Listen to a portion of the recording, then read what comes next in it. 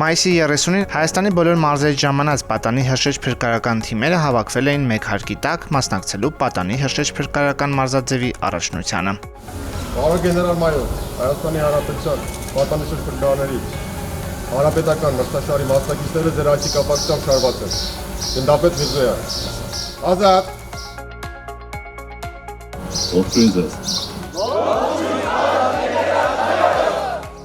Մրցումներին հետևում էին ներքին գործերի նախարարի տեղակալ փրկարարծառայության տնօրեն Կամո Ցուցուլյանը, փրկարարծառայության ղեկավարությունը, Արտաշատ համայնքի ղեկավար Կարլեն Մկրտչյանը եւ այլոք։ Ողջունելով ներկաներին Կամո Ցուցուլյանը նշեց, որ նման միջոցառումները նպատակ ունեն խթանել պատանիների ֆիզիկական կարողությունների զարգացումը, ինչպես նաեւ հարթակ են ընկերական կապերի ձևավորման եւ ամրապնդման համար։ Փրկարարական ծառայության գեներալը պատանի փրկարարներին մաղթեց. «Թող հաղթի ընկերությունը»։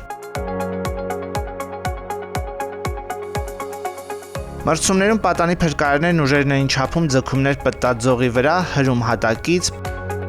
փոխանցում ավազք, համալիր վարժություններ եւ այլ մրցաձևերում։